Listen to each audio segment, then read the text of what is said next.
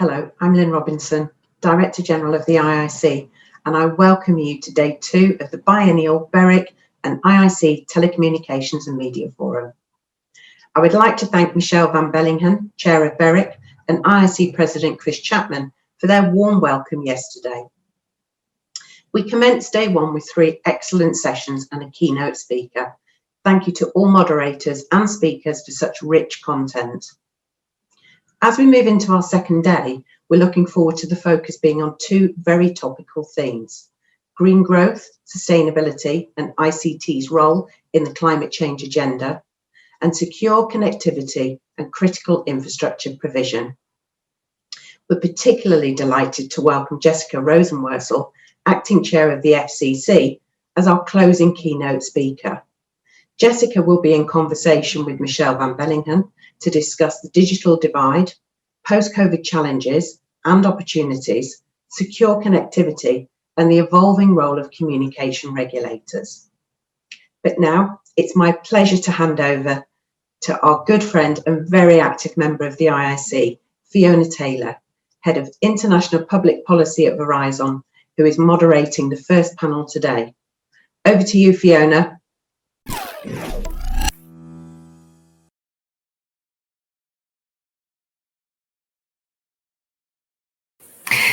Thank you very much, Lynn, for that very warm introduction. And also, I would like to thank BEREC, Michelle van Bellingham, its chairman, but also all the staff and the IIC, Chris Chapman, Lynn, Amanda, your whole team. You've put together a wonderful program, and it's a real honor to have the opportunity to moderate this fascinating panel. As you can see from the agenda, I am surrounded by extraordinary speakers, so I hope I can do them justice in moderating this panel. The subject of today's panel is key, and that I think is probably an understatement. Sustainability is at the top of policy makers and governments' concerns. It's at the top of society's concerns, civil society's concern, industry's concern. I think everyone agrees that this is something that needs to be done collectively. It's a common effort that is essential and urgent. So we will dive into questions around that. Perhaps one of the things as well with regards to this panel that makes it even more interesting is the fact that there is a dual aspect to the digital sector when it comes to sustainability. There is the obvious desire to reduce the sector's footprint, but the sector also has a lot of benefit and a big role to play in enabling other parts of industry, society, etc., to also reduce their footprints. Just to illustrate this in figures, the Jesse Smarter 2030 report found that for every 5% increase in access to digital technology, there is a corresponding CO2 reduction of 16%. So I think this is also what we will be looking at throughout the panel. Is also that dual role, and how can you enable and support both of these roles in the most efficient way. Needless to say, a lot is happening in the sustainability space, both at policy government level, but also through a lot of industry initiatives that are ongoing. We know that the EU is committed to reduce greenhouse gas emissions by at least 55% by 2030 and to be climate neutral by 2050. So needless to say, a very ambitious agenda where all of the actors and all the stakeholders involved need to pull their weight in the discussion. So, as I mentioned, it's quite a complex picture. There's a lot going on at governmental level, but at global level, we have just to name a few, the UN SDGs, we have the Paris Agreement, we have the EU Green Deal at a more regional level. But when we look at Europe, we also have a lot of initiatives that are ongoing at member state level. There are also, as we will find out today, a lot of interesting initiatives and interest going on at BEREC within the RSPG, but also with regulators, and we'll have the pleasure of hearing from Arcep on that. We also shouldn't forget that even before policy or regulation kicks in, there's been a lot of voluntary initiatives that have taken place and have been developed by industry. To name a few, I referred to the GESI report. So GESI is an important group that has been in place for probably over 10 years, if I'm not mistaken. We've had the European Green Coalition that was launched in March. And just as recently as Tuesday, the mobile telcos have launched a sustainability rating system. So again, a lot is happening in this space. So to dive directly into that, today's panel, I think, is great in a representation of that complexity and of all those different angles, as we will start off looking at what is happening with Arcep in France, both at the regulator level, but also at the member state level. We will dive in a more niche market of the telecom sector and have a deep dive into spectrum and the role of spectrum policy and its impact on the environment. Interestingly, we will also be looking at sustainability in its broader sense, so not just from a green perspective, looking at what the audiovisual broadcaster is doing in Ireland, and then we will dive into what industry is doing. And interestingly, we will be able to have the perspective of a European telco and a US telco, giving us more of a global perspective on that. So, without any further ado, I'll hand over to our great next speaker, who doesn't need an introduction because I think we all know Emmanuel Gabla. I will not go into our speakers' bios because they're all available online, and I think it's better to keep the time to hear from Emmanuel rather than that, who will take us through the various initiatives that are ongoing in France. So over to you, Emmanuel. Thank you very much. Thank you very much, Lynn. As you say, the relation between the digital and the ecological transition is essential, and it's also essential to remember that the major role of digital technology are playing in meeting the environmental goals. However, today I will not talk a lot about how digital technologies can help, but certainly how they have a significant growing contribution to do to our environmental footprint, and they can do that by saying that the digital sector itself engaged its green transition by complying to the environmental targets set at the European level and by the Paris Agreement. And at Arcep, we believe that one of the key roles of regulation is to support this transition by building appropriate indicators and creating proportional incentive and obligation to accelerate the initiative that private actors already started to launch. I think my camera is not really sharp, but I will try to do it better. Sorry. I think it is doing better now, I hope. Anyway, first, what we see is that there is a progressive awareness of the digital sector environment footprint in France. There has been raising awareness about the issue for 3 to 4 years, notably thanks to the work of civil society actors. For example, the circular economy law adopted in 2020 already included important measures to reduce digital ecosystem wastes and increase products repairability, as well as elevating the level of environmental information available regarding digital technologies and network footprint. Besides, recently, several events have made a specific catalytic role and helped to give priority to these issues on public authorities' agenda, such as the COVID-19 crisis, highlighting our considerable systemic dependence to digital solutions. And the 3.5 gigahertz auctions that we had in France to grant the 5G license, that led to debates inside society about the meaning of technological development in our societies. More generally, there is a movement in the public debate to set a better controlling ICT negative externalities. Data privacy, hateful content, economic dominance, and sustainability are really the topic points. At Arcep, we are convinced that regulators should play a proactive role to respond to this need for a better consideration of our environmental goals, digital technology governance.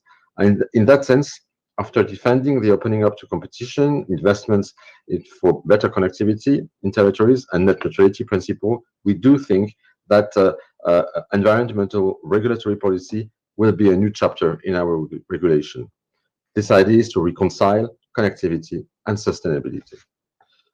Achieving the digital sustainability, the collaborative work, in fact, we did a collaborative work with good understanding, both with the other authorities, competent authorities, but also with the industry. We decided to deepen the reflection regarding environmental issue by launching in June 2020 a platform called Achieving Digital Sustainability and a series of dedicated events. The objective was to bring together interesting stakeholders to advance the level of knowledge and to think about the tools that can be mobilized to manage the footprint sector.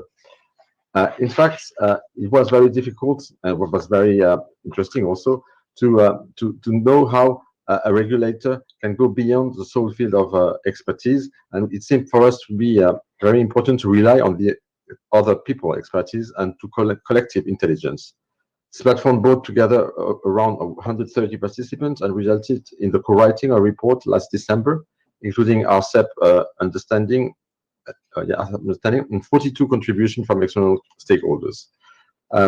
We formulated a number of recommendations around 3 areas: strengthening public policymakers' capacity to steer digital technologies environment footprint with common standards, methodology, and data on digital technology footprint; incorporating environmental issues into Arcep's regulation action, for instance, to facilitate the transition from copper to fiber and encourage network optimization; and finally, increasing incentive for economic, private, and public sector stakeholders and consumers, with code of conduct to edited and with relevant stakeholders and tool to increase users' environmental level and aiding consumer decision with data-driven regulation. And this has led the government also to step into the play field, and there has been a comprehensive strategy that has been set up by the government at the national level, illustrating the importance role of telecom regulating, reading environmental goals.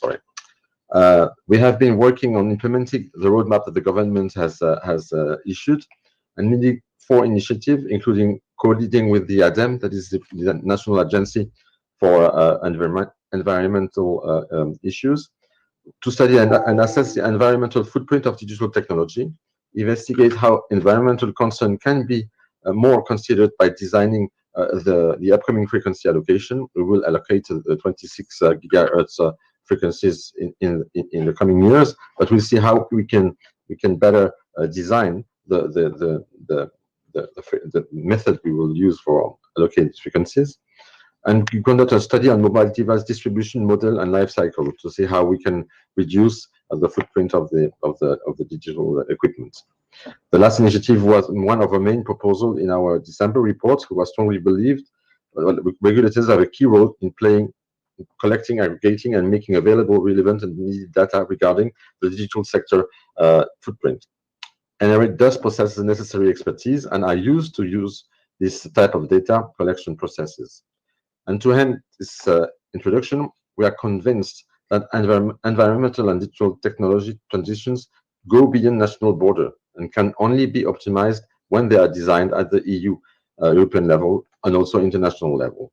This type of events and our continuous and close cooperation with other NRAs in BEREC, notably with other institutions, digital players, and civil society are great opportunities to share national experience and reflect on a coordinated approach to support the sector compliance to EU environmental targets, as you said, Fiona. I hand over to you, Fiona. Thank you very much, Emmanuel, and thank you very much also for making the point about the fact that whatever is being developed at national level needs to be part of a broader picture, i.e. European level, but even international and global level. And I think we'll probably come to that in the 30-minute Q&A that we have. But before we dive into that, if I may, just a couple of questions for you. I think the first one, and I'm not playing devil's advocate or being provocative here, but I was curious to also see Arcep's definition of its role with regards to sustainability, given also the competence and the mandate that is given by the European Code, i.e. the EECC. So I think that's an interesting question in terms of the role of regulators within the bigger picture of what is happening, but also within the sector-specific side. So I'll start there, and then I can maybe throw another question at you before we move on. Thank you. Yeah, it was pleasure. Well, first, we have to see, of course, people can say, well, there is no direct competence given by the EEC to an area in this sector, in this field, in the field of environmental issues. But what we have to say is that, first of all, EEC is not the only legal text that confers mandates to NRA. For example, we have also national initiative can be taken, and for example, in France, the National Code of Telecommunication gives and foresee that the Arcep has a deal in the environmental issue since 2010. I mean, it is one of the mandates of the Arcep as a French regulator to see these issues. But also, more generally, we can see that the role of a regulator is not only to stick exactly to what is set in the codes. We also have sometimes a prospective role. We have to take initiative and be at the forefront of new issues, so as to update regulatory tools to the economic to the ecosystem that is consistently evolving.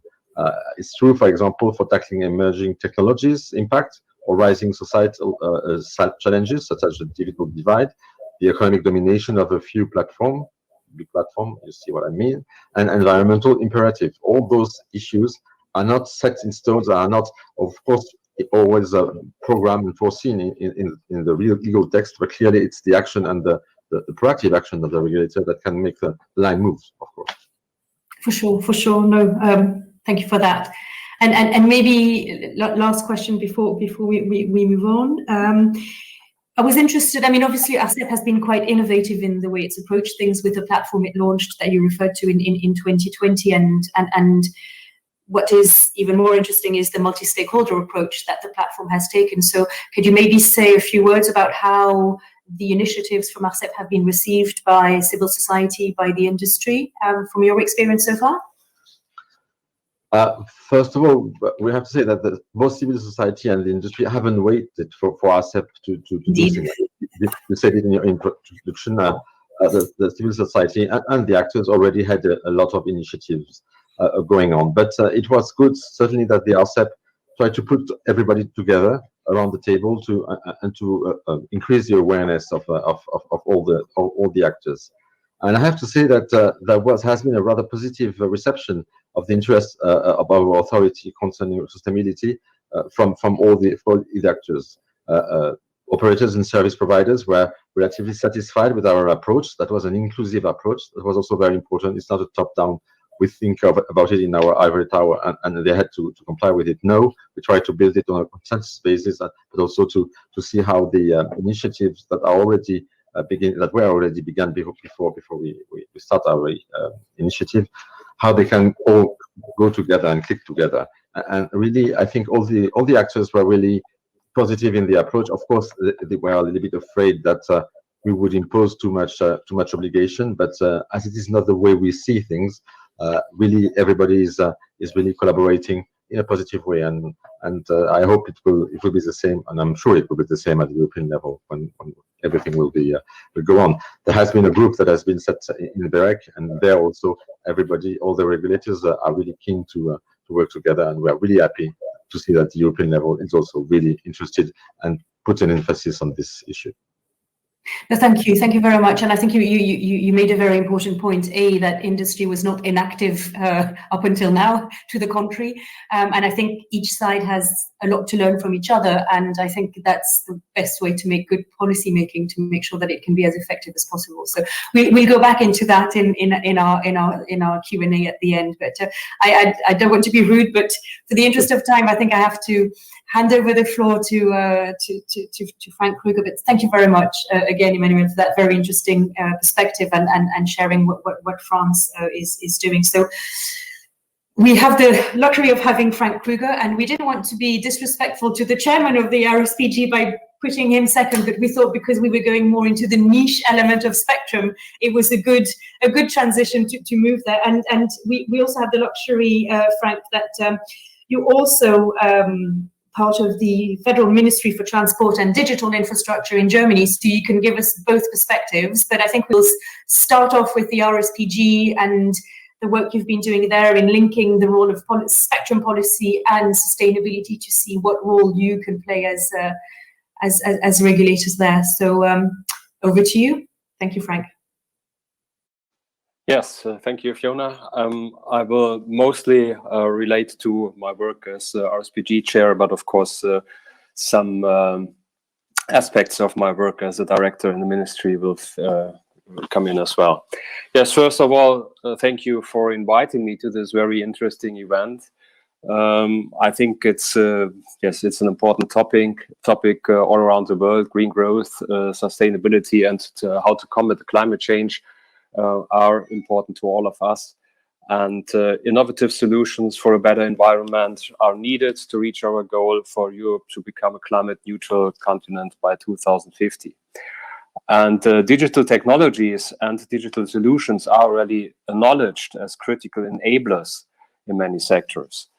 A recent example of the key role of the ICT sector we have seen during the ongoing pandemic. We were dependent very much on yes, good working infrastructures, whether mobile or fixed, and they enable distant working, homeschooling, and remote healthcare on the one hand, and as well the digital transition during this period has resulted in positive environmental effects by reducing transport and thereby reducing the pollution level caused by it. So, however, we are also aware of the fact that telecommunications and digital infrastructure themselves needed to become more climate neutral. Sorry. And as Emmanuel Gabla said earlier, we need to reconcile the rollout of infrastructure like 5G and fiber on the one hand and climate aspects on the other hand. A successful transition to climate neutral Europe will depend on sharing ideas of successful innovation within the member states of the EU, but also with the stakeholders. And today is a good event to do such. And when I'm talking in my capacity as the chair of the Radio Spectrum Policy Group, I would like to give you a few insights of what we are doing.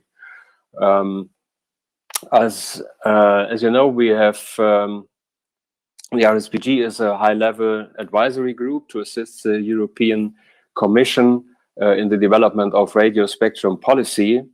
And as chair, I'm chairing this group since the beginning of 2020.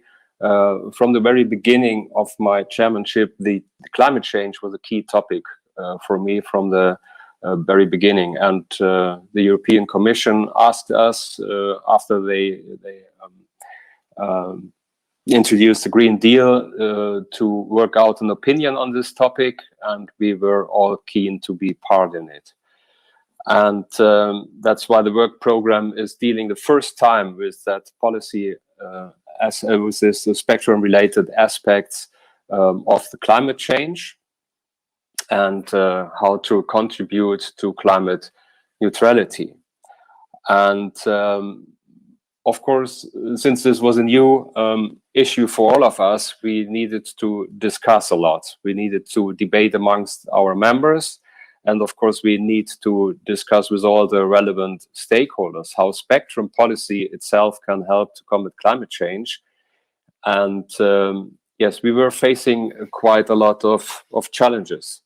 So because there were no reliable studies that we could build upon on this particular aspect. So we simply lack precise data on the environmental impacts of technologies that use radio spectrum.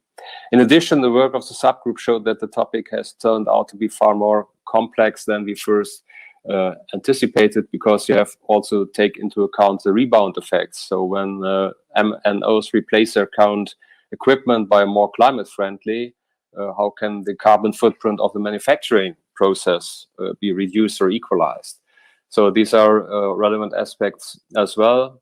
So what did we do as subgroup? Not only debating with stakeholders and with ourselves, but as well we have met a lot of times, which was as well climate friendly, because we made virtually and got a lot of got far members on board than usual, and had the opportunity to meet far often. And this was, with regard to this topic, very interesting, because we have different work streams. We have a report we are just preparing. We have an opinion where we make some, where we will try to give some recommendations. And as well, we have put some recommendations already in our draft RSPP opinion. You know that the Commission intended to work on a new RSPP, which is no furthermore the case. But anyway, we were asked to work out an opinion, and there we have to introduce climate-friendly aspect or climate aspects as well. And the stakeholder workshop was very interesting, because we got a lot of input by stakeholders, and we included it in our draft report. And of course, one aspect of Spectrum is Spectrum can help monitor or help enable technologies that help monitor the climate change. And of course, we will as well consider in our report how various sectors can reduce their impact on environment, and to describe some of the steps that the electronic communication sector itself can undertake. And we will reflect the steps taken by the telecommunications industry itself. And as I said already, we are as well completing the draft opinion, where we will give some recommendations, and which will be adopted in middle of June. So we finalize our work on this aspect in middle of June. The opinion and the report, so then you can see the whole result.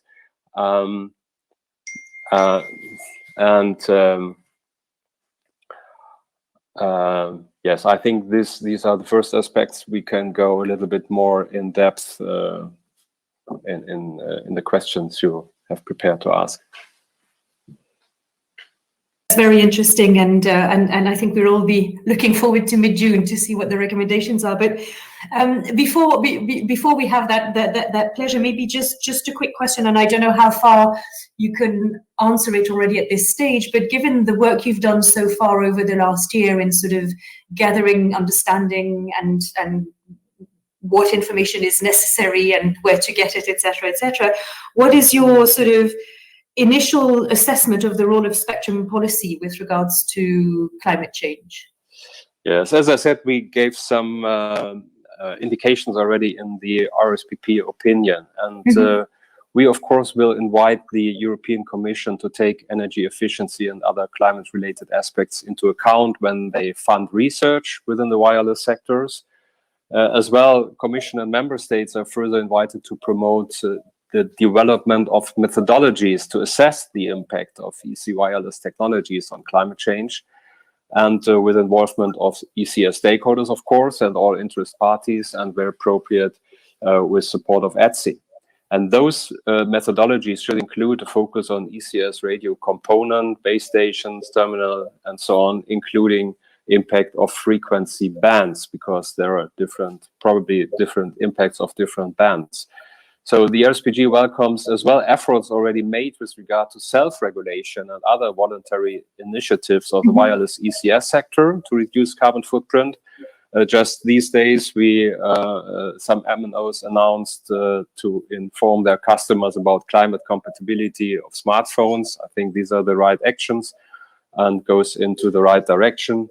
And as well, the RSPG will underline that member states should share best practices. We have the toolbox procedure, which is an opportunity to share best practices on the implementation of the strategic objectives of the current RSPP, and in order to reduce the carbon footprint in the European Union. And as I said already, last point, member states should recognize that monitoring of climate change, collecting data for weather forecasting, for instance, or gathering climate-related data are important tools to combat climate change. And these are, to some extent, as well, spectrum-related. Thank you very much for that, Frank.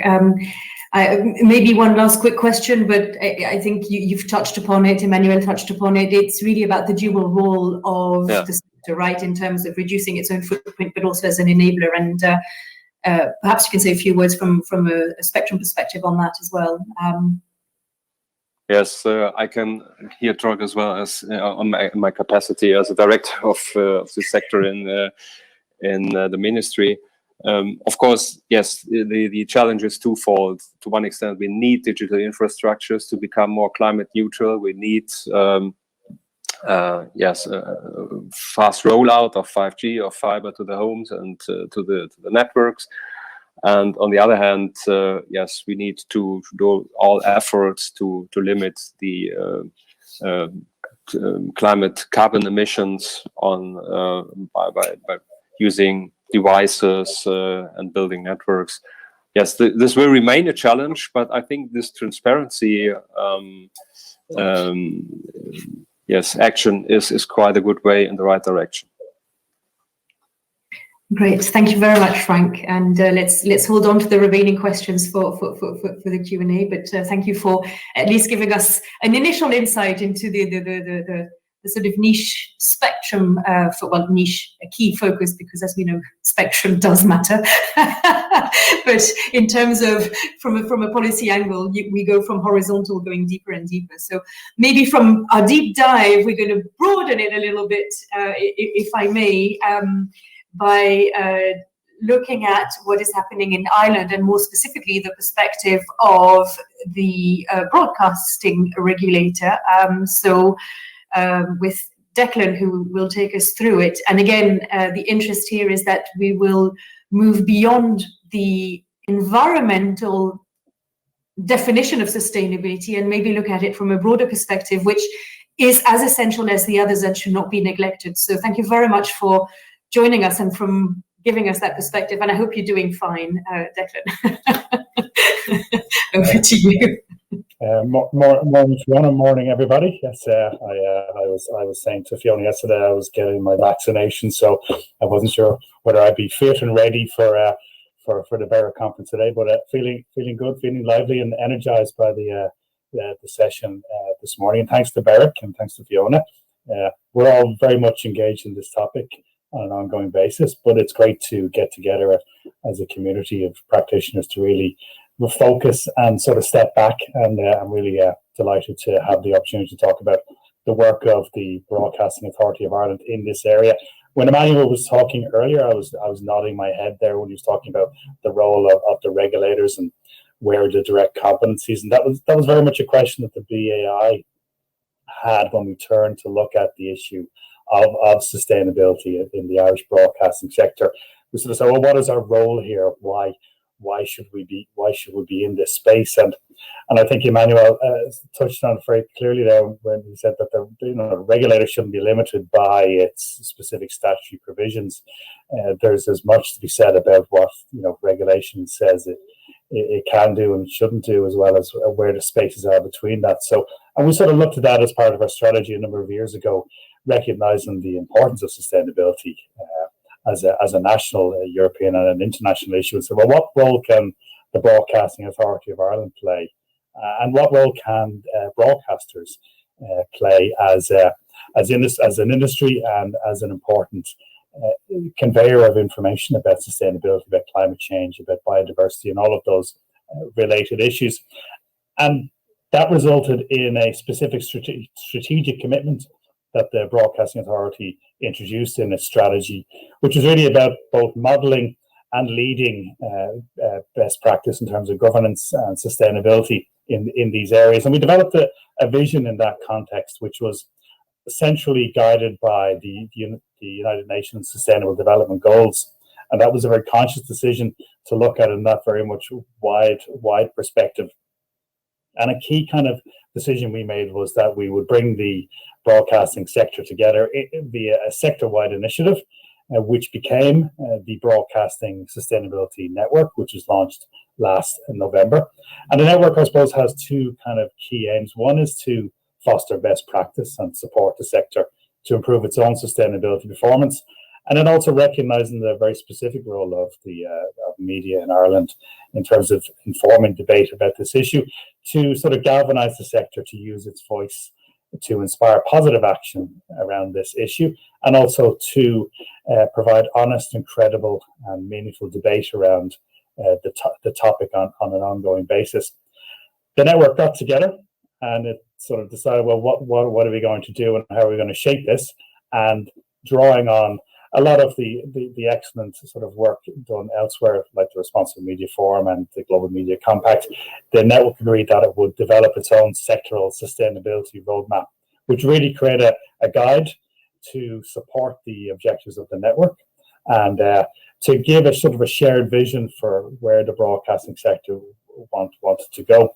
And that roadmap, I suppose, consists of two key elements. It's got three kind of topic pillars reflecting the sustainable development goals. So it's got a green pillar, an inclusive pillar, and a resilient pillar. And these sort of set out key actions around the environment, around diversity and inclusion, and also about having a resilient and ethical broadcasting sector. And in recognizing that within the broadcasting sector, there's different levels of experience, different levels of practice, different levels of ambition, and bearing in mind the type of the sort of the public sector, the commercial sector, the community radio and television sector, that there would need to be a way to allow people to sort of engage at a place that they were at. So as well as the three pillars, then there are also three levels of ambition that are set out in the roadmap. There's a create, which is really about reflecting and beginning your sustainability journey as a broadcaster. There's then the build, which is really about looking at what actions the sector could take to grow towards a sustainability journey. And then there's the pioneer element, and a lot of broadcasters, especially large broadcasters in Ireland, are at that stage where they're really engaging in best practice. They're showing leadership at a national and a European level in the area of sustainability. And the roadmap itself then is underpinned by a vital, important responsibility around transparent reporting and governance, which I think are essential, as we all agreed, for ensuring accountability and credibility. In developing the roadmap and developing our approach, we were also very conscious of the vital role that the media plays in supporting the public sphere, in communicating the whole issue about sustainability, and also the fact that, at least in Ireland and in terms of our own research, that radio and television in Ireland are significant sources of trust, sources of credible and important sources of news. And you know, the network itself is sort of fitting within, I think today's conference shows very much a huge focus at a national and European level around this issue. And the intention is that the network will sort of sit alongside and support the emerging action at a government level. And we have a recent Climate Action Act, which was brought into effect earlier this year, and there's going to be climate action plans flowing out of that. There's also a national strategy around reviving the cultural sector in terms of post-COVID, and that has a sustainability element. And then, as we all know, there's the European Media and Audiovisual Action Plan, which also emphasises the importance of sustainability within that. So there's still a good few challenges which remain, at least for the network and our own work. The network itself is very much at the create stage. It's beginning its journey towards sustainability and towards a sectoral-wide approach. But I think this is a great stage to be at, because we can learn from all of those who've come before us. We can learn from those in the sector who have been advancing this topic. And the signs are good in this respect. I mean, at this stage, the sector was launched in November, but we now have all the major broadcasting sector players have signed up to the charter for the network. So our national public commercial television and radio services, the community radio sector, the commercial radio sector. And then an important thing to say is that the network has a broad a broad focus. So it's not only about broadcasters, but it's also about program makers. So we have membership from Screen Producers Ireland, which is one of the major representative bodies for program makers, and also Screen Ireland, which is the national film fund.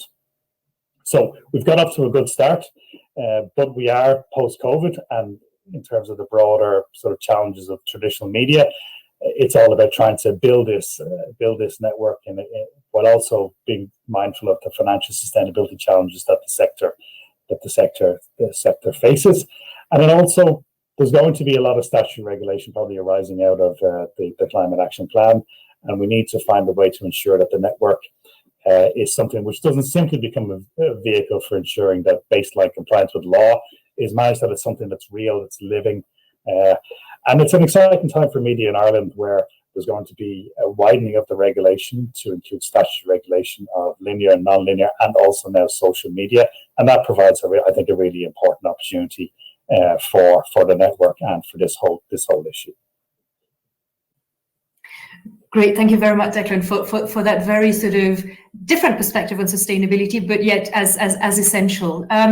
Perhaps if I can abuse my role a little bit, it would be interesting to hear a little bit more from you in terms of the public debate around sustainability and responsible reporting. How do you see the role for the broadcasting regulator in that instance? Can you say a little bit more on that? Sure. Thanks for that question, Fiona. To answer that, I suppose it's probably worth saying that we've moved into, as we all know, we've moved into a new phase of the sustainability journey, and with the targets for 2030, with targets for 2050. And while I think, or at least I hope, the whole issue of whether climate change is real has been put to bed as an argument, there's now going to be a lot of real issues around how that impacts on sustainability. So what we eat, where we work, how we work, the impact of technology, issues around agriculture and farming, water, geoengineering, city and local planning, housing, immigration and emigration. They're going to be real issues that are going to come to the fore. And media will play a vital role in terms of how the public gets their information. And as we know, the whole issue of disinformation is really live now as an issue, and media has a key role there in terms of providing credible and trusted information. And the role the regulator, I suppose, is to put in place and maintain the broadcasting standards that will apply to coverage of these kind of stories. And the rules are there, of course, obviously, to hold broadcasters to account. But I think they're also there to be very clear about and very articulate about the fact that broadcasters do have freedom of speech. They do have the right to push back, to aggressively challenge fake news or false narratives. And the role, I think, for the regulator is to recognise that there is a need to ensure honest, credible communications and put in place standards, but also to be very clear that broadcasters do have the right to challenge false narratives, and also to interrogate some of the real challenges that are going to come up at a policy level and the political level going forward. Thanks for that. You also mentioned in your roadmap and the ambitions that you're looking at in Ireland, you mentioned funding, and I think particularly in a post-COVID era. Could you maybe, in a few words, give us a bit more of a flavour of what you meant around the funding initiatives? Yeah, I think the whole issue of sustainability isn't the core function of a regulator. Traditionally, a broadcasting regulator, that's about licensing and plurality and all of those important issues. I think the role of the regulator in terms of funding is to support the network. A lot of the people in the network are in competition with each other to varying degrees, and I think the regulator can provide an honest space, can create an honest space where these different industries can actually get together and to focus on these things. In the case of the BEI, we funded the network. We're funding the network. We're funding a sustainability coordinator to drive the network. We've also funded a lot of initiatives around programming. For example, we funded a program around the Wild Atlantic Way, which is kind of a sort of environmentally sensitive site off the west coast of Ireland. And that has led not only to programming, but it's also now being embedded into the educational system, where the programme is used to explore the Sustainable Development Goals. And we've also funded initiatives around the implementation of the Albert Carbon Calculator for Ireland, and other initiatives such as Women on Air, which is a database for identifying experts in a range of subjects who are women and who can contribute to national debates on these issues. So there's a lot more to be done around supporting education, training for them, and there's some of the initiatives that we've undertaken. Great, thank you very much for that. And we can talk maybe more about the broader reach of sustainability and ESG in our Q&A. But thank you very much for enlightening us a little bit more into the array of work that you're doing there. It was very interesting. Thank you very much. So now that we've heard different perspectives from the regulator side, we're going to dive into what is being done in practice from industry, and we have the pleasure of having Clive Carter with us from BT, who can sort of give us an overview of what BT has been doing. And as I mentioned, operators, industry has been very active. A lot of us have committed to being carbon neutral by certain dates. I can talk about mine, but we can do that later in the Q&A.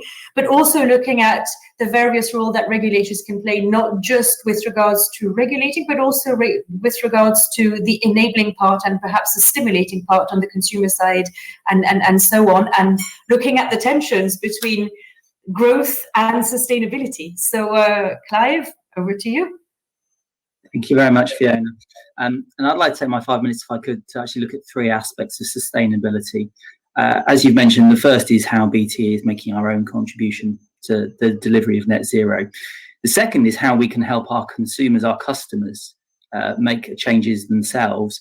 But thirdly, as you say, what is the role of policy going forward? And I mean communication sector policy. And I agree with what Emmanuel said earlier, which is this actually should be and will be the next phase of communications policy in terms of goals and objectives. On the first, BT sets ourselves the demanding targets. We've been active in climate change and in terms of our carbon footprint for 28 years.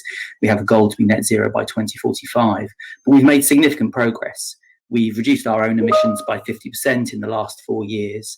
We now have 100% renewable energy, and our UK networks are powered entirely by green energy. And we have strong plans to electrify our vehicle fleet, which is a significant area of potential contribution towards our carbon footprint. We'll have those 28,000 of our vehicles, of 33,000, electrified by 2030. And of course, we're building the new networks which are more energy efficient and more resilient and reliable. Fibre does require less engineer visits. It is more resilient than the legacy copper network. And of course, 5G is more efficient, up to 80 to 90% more energy efficient than 4G going forward. But I think what needs to be done is more than just the sector itself delivering. We can help educate, inform, and indeed encourage our customers to change. We've got 22 million customers in the United Kingdom. We've already helped in 2019 our customers avoid 13 million tonnes of carbon. That's the equivalent to the carbon consumption of 3 million UK households. I've mentioned the fact that, of course, we're building the new networks, but we're also engaging with trying to get our customers onto those new networks. We're actively promoting fibre services, but we also have now a social tariff for broadband, where we are making broadband accessible for those on lower incomes. And we're also trying to bring the real life implications of change to our customers by case studies and working with them to demonstrate how they can make changes in their own lives and in their own choices in order to adapt and influence their carbon footprint. But it's tricky. And there are some elements actually that we can learn from policy around engaging with customers, because not all customers will want to engage and change. And I think you can learn quite a lot from, for example, in the policy sphere, behavioural economics and the ability to incentivise and encourage people to move to new ways of doing things. The last thing I wanted to touch on, though, and I think the really big one, is our questions around policy. Policy does have a role to play. I think there'll be some really significant questions around communications policy and sustainability going forward. And in the UK, that's already been acknowledged by the UK government in its national infrastructure strategy, where the government has an intent to give duties to regulators where relevant on sustainability. Now, that's not just the communications regulators, it will also include utilities regulators, but I do think actually communications sector has a role to play. But that leads to some quite interesting questions and some quite different ways potentially of working in the future. And I'll give a few examples. I don't have answers, but I'll give a few examples. Clearly, one area where actually I think policy can make a difference is around efficient build.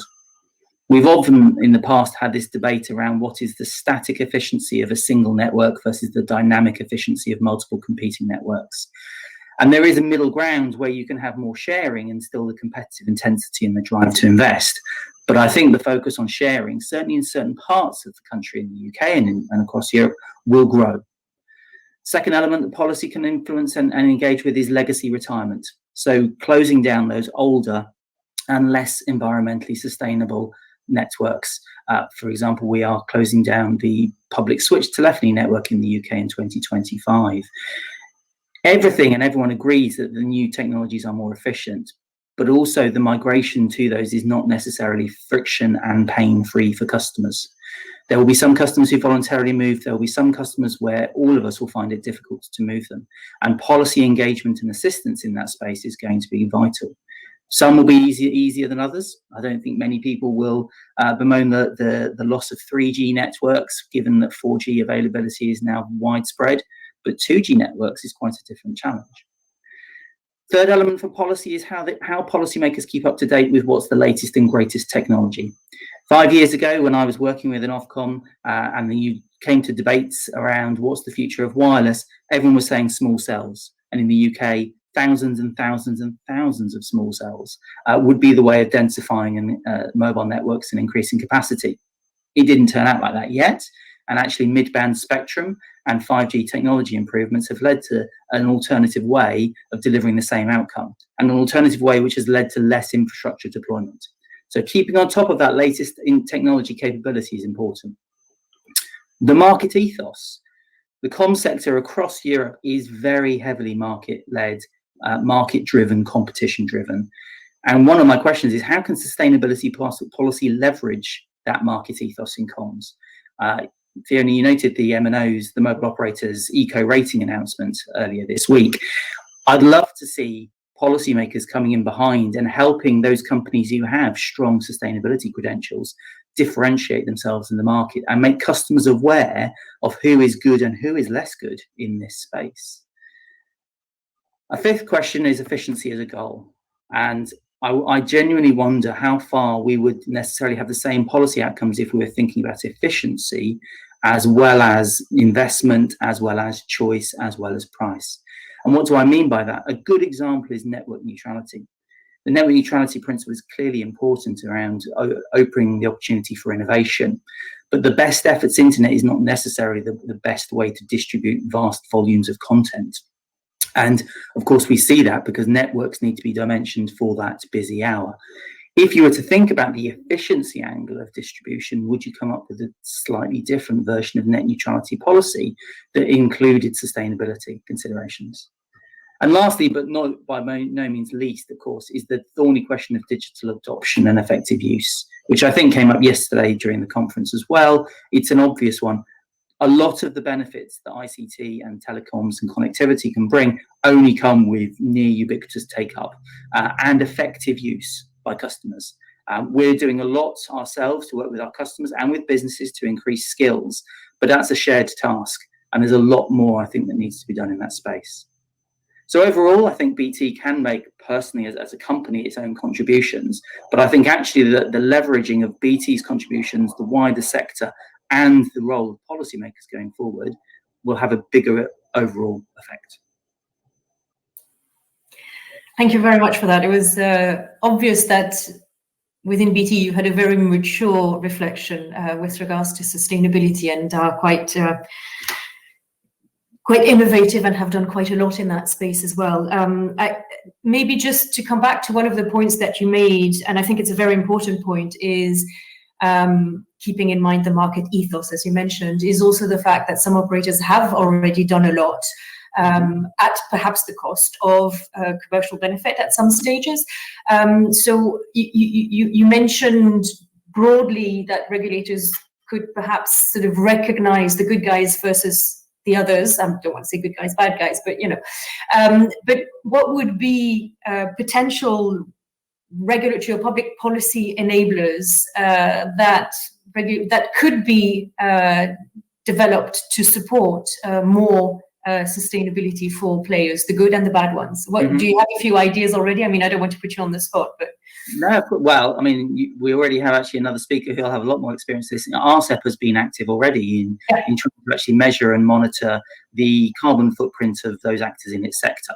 And I think actually when we say in that sector, I think we should be broad. Handset device manufacturers are not regulated in that sense in terms of classical economic policy, but they clearly make a contribution, a significant contribution to the carbon footprint and the mitigating actions to carbon emissions within our sector. So almost there's that centralized, and companies do care about their brand value and where they sit within a league ranking. League rankings can be quite important, quite a powerful way, as long as they get traction. But another one, and I think you're absolutely right, is around consumer kite marking and consumer information. Regulators can do more both to help inform consumers, but also to either push through soft power the use of these sorts of tools, or indeed potentially mandate where you want companies to make clear what is their relative carbon emissions or carbon footprint or the effectiveness and efficiency of the service they are offering. And that is a way to try and get certainly those customers who are less engaged with this issue to not just think about price first, quality second, yes, sustainability third maybe, or sustainability second even. It'd be lovely if we can get a vast group of consumers to worry more about sustainability than potentially price as that first driving factor. For policymakers, I think the challenge there is what is that common and fair comparator that allows, the balancing and trading off and saying, here is a simplified kite mark. Some traffic lights, or in the UK, the equivalency of an energy efficiency rating on a home when you buy it. That can be tricky because it can be contentious, and everyone has a different way of measuring this. But I think that's the right policy. That's the right challenge for policymakers, to sit in that middle as the honest broker to allow that information to pass into the market. Yeah, no, and the measurement issue is something we could maybe come back to in our Q&A, because I think it's essential to find the right targets and the right percentages, exactly not to penalize the ones who have already done a lot, because there's some subtleties there. Yeah. But maybe one last question, and again, I don't want to be provocative or put you in a difficult position. It is a BEREC, BEREC workshop we're speaking at. But you talked about the tensions between outcomes for regulators, right? So on the one side, they have the sort of network consumer protection competition responsibility, and on the other hand, should we add sustainability to it, and is it compatible? Do you have a view there? Or and again, I am aware of the environment we're speaking at. No, I do have it. I mean, regulators are well versed in making trade-offs, either implicitly or explicitly, in terms of their duties. And no regulators have duties which are entirely consistent. You can interpret them in a range of ways to a range of goals. Investment, innovation, positive consumer outcomes can all clearly work in the same direction. But at the same point, significant investment in new networks does need to be paid for and does flow through to prices. The way that has been squared is that whilst the price might be higher, the quality is also higher. So what consumers are getting is better. Obviously, you can then bring the same consideration into bear. Is what consumers getting better with a sustainability outcome in there included as well? But there will be some uncomfortable moments. There is typically, certainly in the mainstream media and press, but also in the court of public opinion, in my opinion, a very short-term focus on pricing and a desire not to see prices increase. We've seen it in other sectors where, certainly in the utilities in the UK, the green tax, which then flowed through to potential price increases, it wasn't well explained and it didn't land well with customers, consumers and customer bodies. That is a really important one where regulators and policymakers need to hold firm. I think where they're making choices, they should be very clear and explicit about those choices and say, this is for the long-term benefit. And again, they do that. They do it already in terms of infrastructure investment, which is a long-term play. I think another one, actually much more tricky going forward, is whether more resilient networks is consistent or not with sustainability in terms of green footprint. So clearly more resilient networks help in terms of climate change response and having networks which are more resilient to flooding and extreme weather events. But in building that resilience in, again, are you increasing cost? And indeed, are you increasing the footprint through more use of batteries, more use of uninterrupted power supply? What's the trade-off there?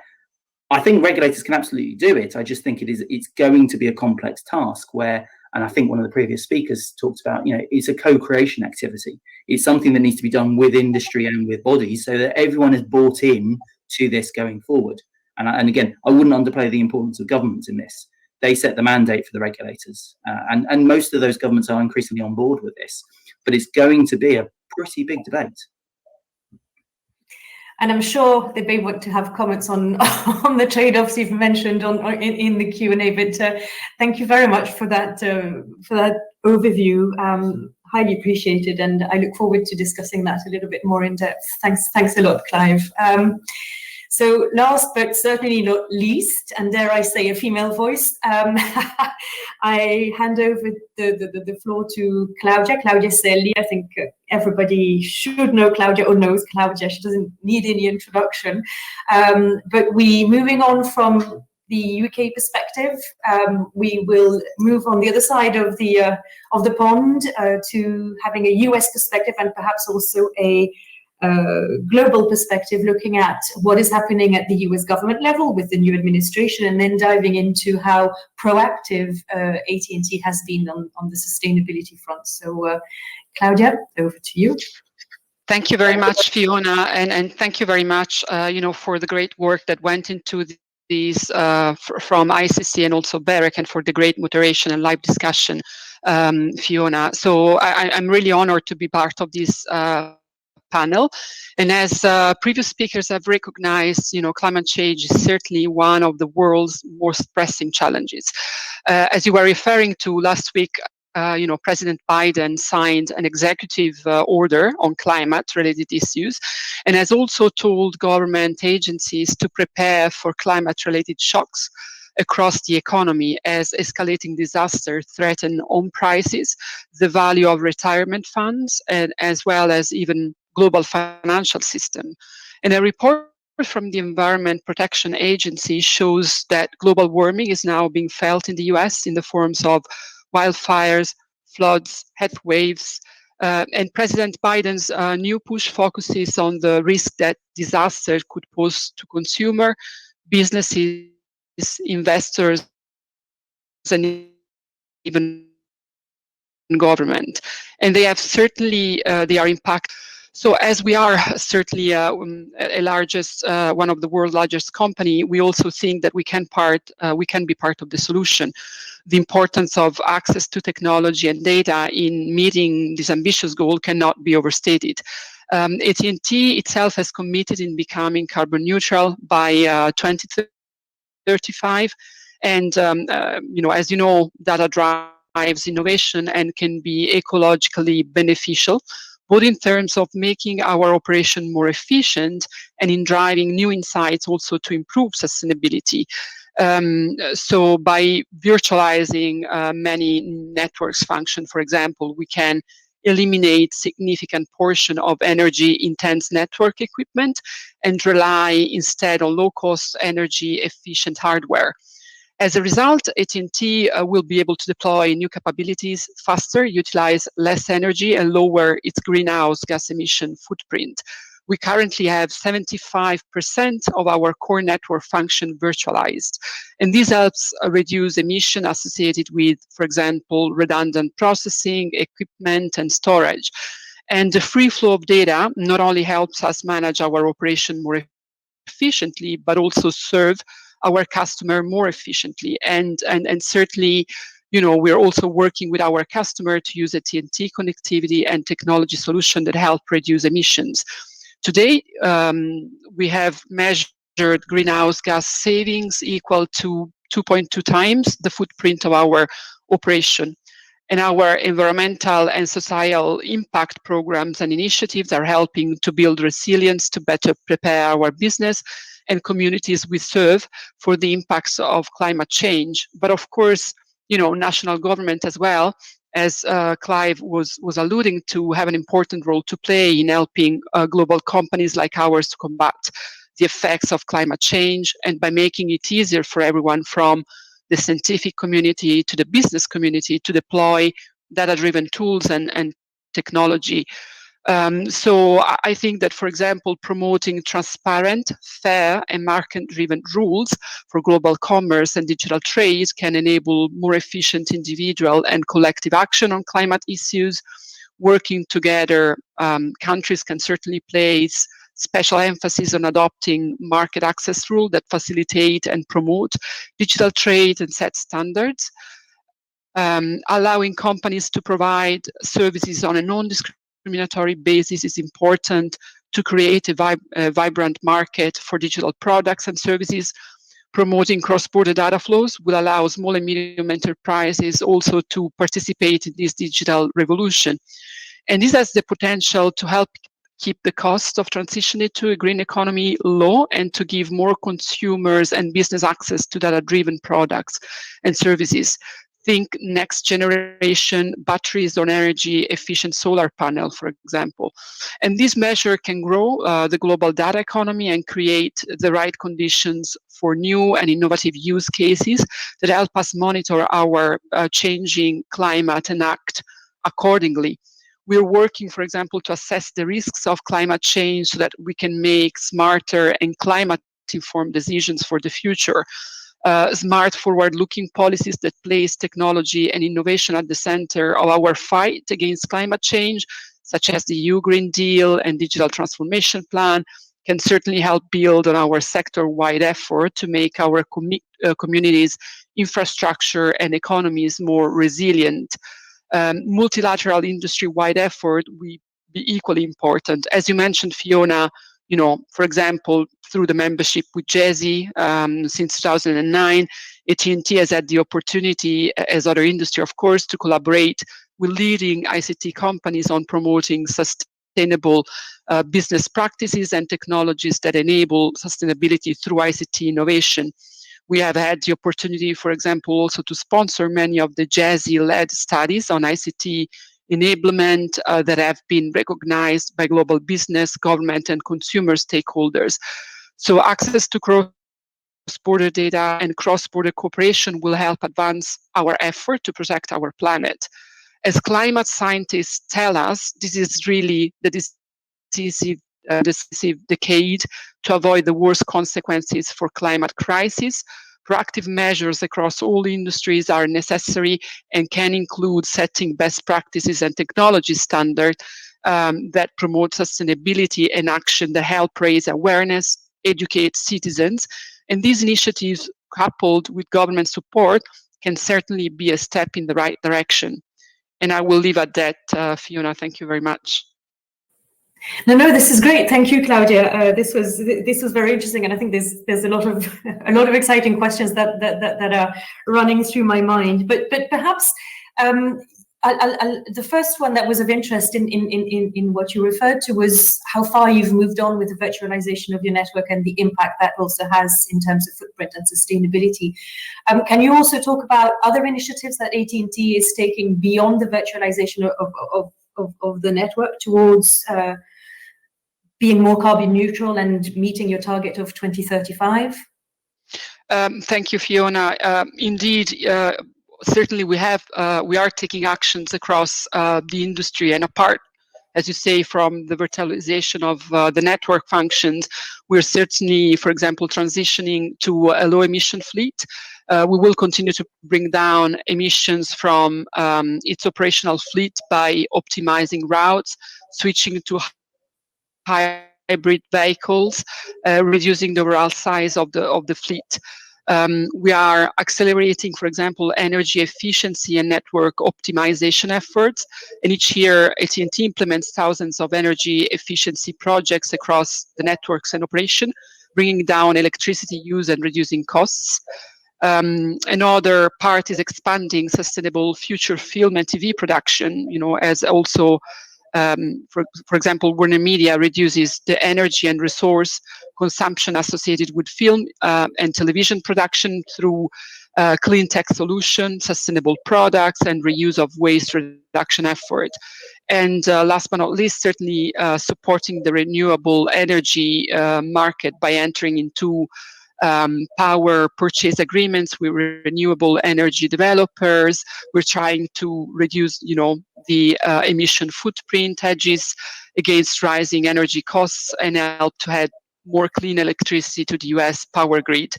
And certainly also, investing in carbon offsets. And we aim to reduce the footprint as close as to net zero emission as possible. So these are the main actions that we are taking currently through the industry. Super. There's a few questions I'd like to ask, but I can only ask one more before we move on to the Q&A. But perhaps it's looking at the enabling element of what our industry can do. So you talked a lot about what AT&T is doing to reduce its footprint, but maybe you want to say a few words about how broadband can also enable consumers to move towards more sustainability. That's an important area, I think, to also refer to. So. No, absolutely. And thank you for the great question. So, as you know, of course, broadband can enable a lot of services that can help, that can certainly support consumers, as well as, reduce the carbon footprint. And for example, I would like to mention a few examples like telehealth, telemedicine appointments results normally in 40-70 times decrease in carbon emission. We can think about automated transportation, so connected automated vehicles that can save 23% of fuel and energy in high traffic. Smart homes, smart water sensors that help prevent 1 trillion gallons in leaks per year, and smart LED bulbs, for example, that use 75% less energy. Precision agriculture, for example, broadband helps farmer use less chemicals by up to 80%, water by up to 50%, and fuel by up to 40%. Other example can certainly include, smart cities, where also the traffic is, controlled and reduced in a way. So these are all, I think, great services that broadband can enable. Indeed, quite a lot, and again, it shows as well how proactive industry has been, not only in terms of its footprint, but also in terms of playing its role as an enabler. I'll get there eventually. So thank you for that. I think we can now bring in everyone together, particularly the first speakers, who probably feel that it's been a long time since we've seen each other now. So we have until 11, just so also our audience knows, that we've won 5 minutes on the agenda. But perhaps before looking at some of the questions that I have, but that we got from the public, I was curious to see whether any of the regulators, Frank, Emmanuel, Declan, if you wanted to react to some of the discussions around the difficult and the complex role that regulators may have in balancing the various objectives and goals, and particularly with regards to the trade-offs. So I wanted to give you a possibility to respond to those thoughts as well. So I don't know who wants to start on your side on this, has any thoughts? I'm happy to come in on that, Fiona. I think the issue, the Clive pointed out there earlier on, it's about that cooperation, participation, in terms of spectrum, or in terms of ICT, or in terms of digital. It's that co-creation, it's that cooperation, it's that realizing that the success lies in bringing together all of the stakeholders and recognizing the innovation and the drivers that each of them bring, whether it's legal, or whether it's innovation via technology, or whether it's sort of developments driven by audiences or by customers. It's that collective approach, I think, and that's the key message, I think, that is becoming increasingly apparent as we move forward over especially the next 10 years. Emmanuel, Frank, any follow-up? Yes, I think what has become clear that with regard to sustainable networks, we have to deal with a lot of trade-offs and tensions. You have discussed already with some pre-speakers about the tension between, for instance, consumer prices and sustainability, or competition and sustainability, resilient networks and sustainability. So I think that's a lot of work for regulators on the one hand, and for industry on the other hand, by self-regulation. Yes, to solve these trade-offs and to come to conclusions which help us by developing consumer-oriented, competition-oriented, and resilient networks on the one hand, and to be as energy efficient on the other hand as well, because we all know that we need the networks, 5G networks, fiber networks, in order to as well save energy consumption on with regards to other services, or to use other digital services which may help us reducing to be more climate neutral. But with regard to the rollout of networks and related costs, I think we have to deal with some trade-offs which need to be reconciled. Emmanuel? Yeah, of course, there will be some trade-off. But what is important also is to be sure that the consumer is aware of what's happening. And as the previous speaker said, it is important that the consumer has the information. Perhaps, for example, the information about the environmental footprint of each operator.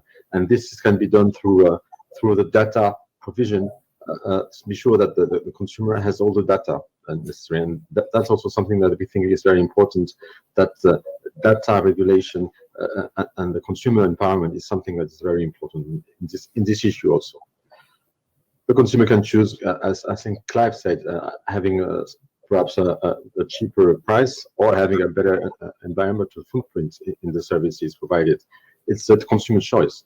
And the fact that this issue has been more and more important in the society clearly shows that this thinking in the consumer minds will be more important in the future.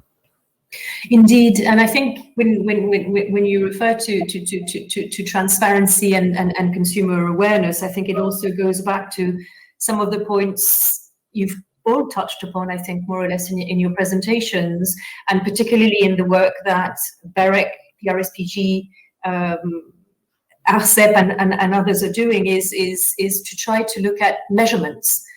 So I'd like to hear maybe a little bit more about measurements, because I think what is important when we talk about measurements is obviously comparing apples and apples, and that makes it extremely difficult. And I think as well, a key part of measurements is also efforts to not discriminate against early adopters. So, to say, for example, you have to reduce by 50% in 5 years for a company that has already reduced 50%.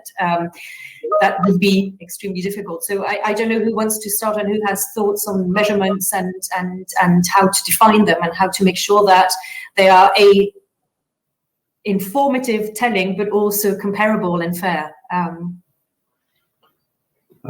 Yes, sorry, it's a big question. I'm sorry about that. Sorry.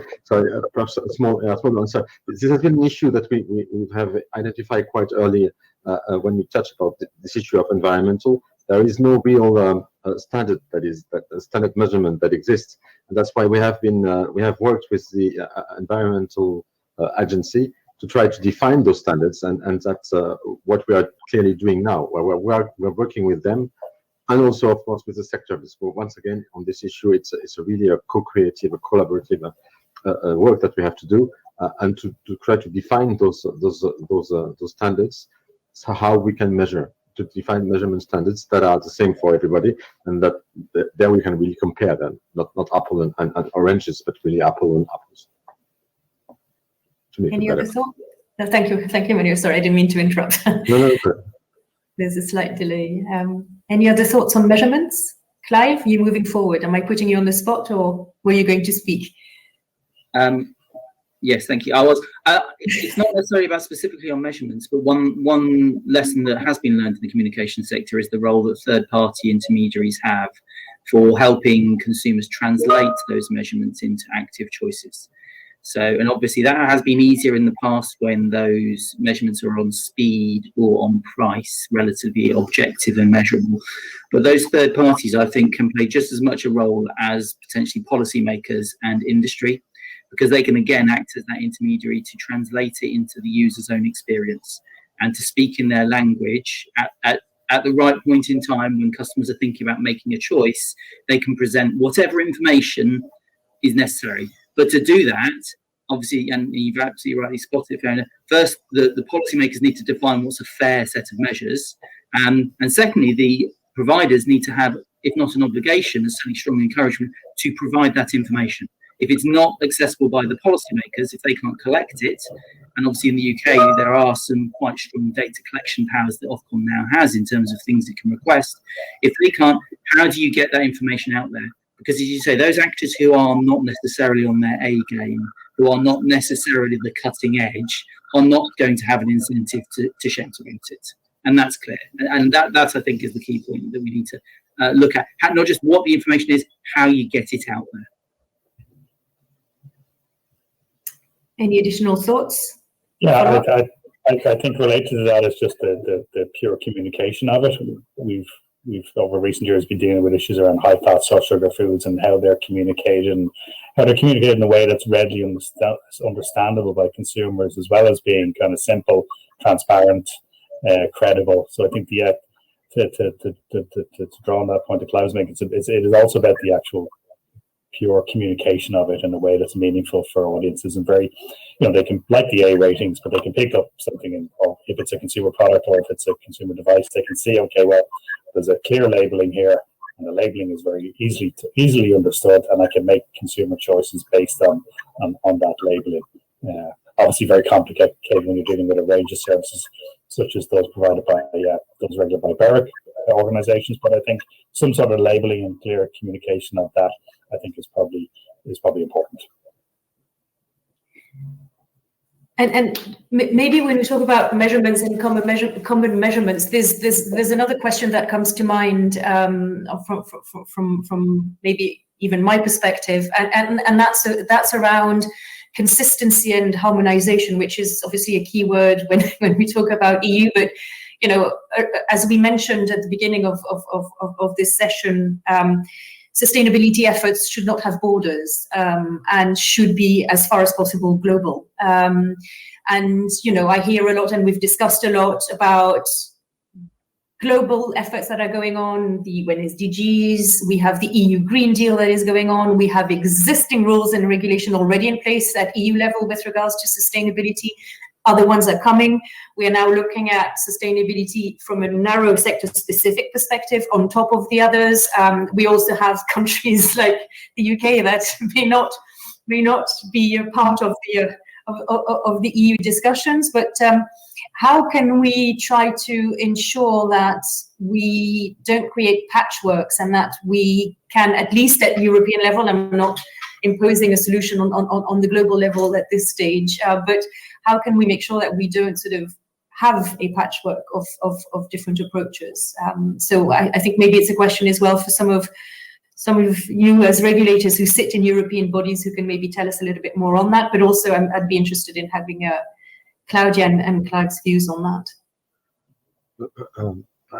As I mentioned earlier, BEREC is already touching upon that. We have created a group, first a focus group, and now really a working group on this issue, and Arcep is quite involved in it, but also many regulators did participate in this group. We all think it is important, and we all acknowledge that this thing has to be done at the European level. It's if country A, member state A, do something that is not compatible with member state B, of course it won't be effective in the end. So we really want to try to do that all together. And of course, I think the European Commission is very interested in it, and she participates in the group in the BEREC, and she sees what we do, and I think it really supports us.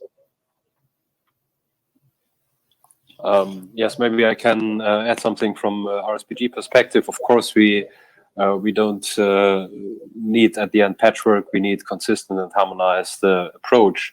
The first thing we are proposing, as I said, is to agree on methodologies to measure the impact on the climate change of ICT networks, of devices and so on. I think that's one very important issue. And then, of course, we need to agree on frameworks, on rules, and in order to implement the same measures across Europe. Claudia, Clive, any thoughts? Yeah. Thank you, Fiona. I think this is a really crucial point, and it certainly has already Emmanuel and also Frank have been pointing out. Certainly, having the regulators already pushing for harmonization is certainly a critical element, and having the Commission as well on the same side by maybe choosing certain instruments that are more conducive to harmonization is a first good step. On the other hand, I think also industry can play a strong role by supporting and advocating for that there is harmonization throughout the various member states, because I think this is certainly key to us, and being involved as well in a multi-stakeholder type of dialogue, that there is continuous exchange on how certainly we can support and help each other. And while it is challenging to have a global maybe agreement, or certainly transatlantic agreement on that, but I think it's key, as you were saying, because green as well as digital generally cannot really stop at borders, but there needs to be a comprehensive and a continued dialogue among the different areas, also because I think regions look at each other very much. So, and any initiative that is taken on one side sometimes get at least can inspire the other regulators. So I think that these also, ICC forum are certainly very good as well to start this type of discussion and debates You're back. We lost you for a second. And we lost you again. Yeah, but I heard what you were saying. You were saying that obviously these kind of exchanges are also important for that, and I think we have the so-called Brussels effect as well. So who knows? Who knows if we will have a sufficient strength? But at least the EU has been leading in the green environment. So hopefully it can also deliver on this, as it has delivered, for example, on the GDPR, not to mention it. But perhaps one of the things we haven't discussed yet, and it's sort of looking at the boundaries of the sector, but obviously as BEREC and as telecom network regulators, one of the key questions as well is that certain elements are not directly in the telco's hands, and that is looking across the value chain, and what would be the best approach to make sure that they're also covered by thoughts, by support, by being pushed, by being enablers?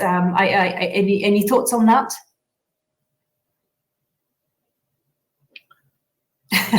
That's not an easy one. I know, I'm sorry. We have 5 minutes. I had to ask a difficult one. So, I mean, if I may, so certainly from BT's perspective, one of the things we have done, and we've taken 20% of our carbon footprint out of our supply chain, and that is not as good as what we have achieved within BT. It goes partly to your point, Fiona, about influence. But I think there is stuff that the telcos and the sector can do in terms of engaging themselves with that supply chain, and also then in calling out where the supply chain isn't necessarily up to scratch or pulling its weight in the same way. And again, it's that, I hate to say it, but almost name and shame of those organisations that do participate in these sort of voluntary schemes and those that don't. And there's a strong incentive for most, I think, organisations now. Environmental social governance is an important part of how good firms are being run. And so they do want to engage, they really do. And so I think there's a real positive there. But nevertheless, there will be things like, what does the supply chain look like? What is the amount of choice in the supply chain? Are there constraints that we might face where actually then further pressure or indeed rules could be brought to bear if particular problem or hotspots are identified? So I'm optimistic that more can be done, and I think BT will continue to do more with our supply chain, as the other companies will as well. But I think it is one where this is much more like a symmetric, broad ICT market than it is about network operators doing network operators things. Indeed, and I'm glad you mentioned the ESG dimension, and not to put ourselves forward, but we issued our annual report a few weeks ago, and indeed, I think looking at a responsible supply chain is also our responsibility as industry, but we have to also make do with what is available at some stage. So I don't know, Emmanuel, I think you were going to speak. Yeah, I want to say, when we speak about terminal equipment, for example, and we saw that terminal equipment has a big role in the environmental footprint. And in France now, we are working at Arcep for the government on trying to see how equipment can be better used and reused and recycled. This is also a point that is very important, and where we can really have a big impact. So how can we be sure that the equipment can be used longer? And perhaps not everybody buy new equipment, but can be second-hand equipment. Those kind of issues should be already pushed on and worked on. We are doing that in France, and certainly we will present that also at the European level to try to raise the awareness there. Now that's definitely an important point. We have 3 minutes left, and I see we have one question from the audience, and it's a narrow question, so but I'll read it out, and whoever wants to take it, jump in. I think Emmanuel has already tried to answer it, but it's can any of you speak to Article 44 of the code? And I have to confess, I don't know what Article 44 by heart is of the code, but it is the one that gives environmental protection considerations to decisions made regarding the co-location of networks and the sharing of facilities. So does anyone feel like talking to Article 44 of the code? A pleasure. Well, at least in France, I mean, in other countries also, the code is being transposed. It's not transposed yet totally. In France, yeah. It's still in doing, the Parliament is doing it. So we don't have the article at hand yet, and so we haven't used it. But clearly, this will be something that the Arcep will consider. If we can push for more co-localization and more network sharing when necessary, we will do it. I mean, of course, competition is important. I mean, as Clive said, infrastructure competition is important, and differentiation is important. But also, when necessary and when it is better for environment, we will push for co-sharing or for network sharing. So the article will be used. Brilliant. That was exactly the answer I wanted, Emmanuel. Thank you. And we bang on time. It's 10:59.